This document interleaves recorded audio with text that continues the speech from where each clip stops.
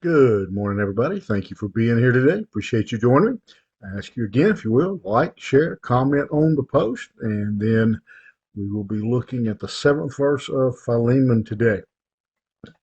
Paul writes here, speaking of Philemon, a beautiful, beautiful description of Philemon and his impact, his reputation, one that should give us all a model, something to strive for in our own life, that others would be would think of us as highly as Paul thinks of Philemon. Verse 7, he says, "For I have derived much joy and comfort from your love, my brother, because the hearts of the saints have been refreshed through you."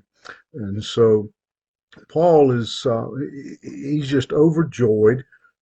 He is comforted, he says, because Philemon is a brother who encourages others, who helps others. And Paul recognizes the importance of that, especially in this situation where Paul is not present. Paul is not there to love and to comfort the church, and so Philemon is stepping up and taking care of others in the church and showing them the love of Christ. He is there helping those. He obviously is a man of compassion, man who is willing to help others who are in need, and just a great testimony, great description that Paul, great opinion, I guess you'd say, Paul has of Philemon.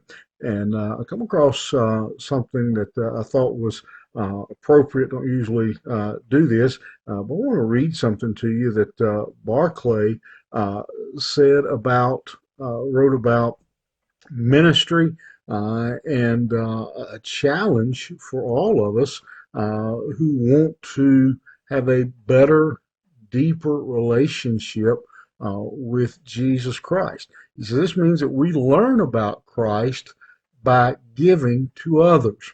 It's not generally the way we think, that we learn about Christ by giving to others. It means that we receive from Christ by sharing with others. It means that by emptying ourselves, we are filled with Christ. It means that the poorer we make ourselves in giving, the richer we are in the gifts of Christ. It means that to be open-handed and generous-hearted is the surest way to learn more and more of the wealth of Christ. The man who knows most of Christ is not the intellectual scholar, not even the saint who shuts himself up and spends his days in prayer, but the man who moves in loving generosity among his fellow men. Uh, Completely contrary to what most people and how they live their life, even Christians.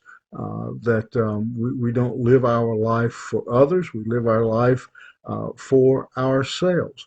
But Philemon obviously was not that kind of man.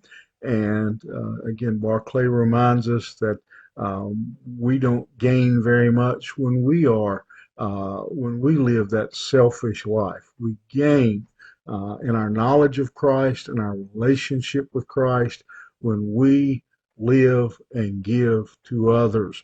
That the man, again, I like that last statement, that the man who knows most of Christ is not the scholar, not even the saint that shuts himself up and spends days in prayer, but the man who moves in loving generosity among his fellow men. Again, that's Barclay, not me. But you think about that today. If you want to know more about Christ, live for others. Think about it. You have a great day. We'll see you here tomorrow morning.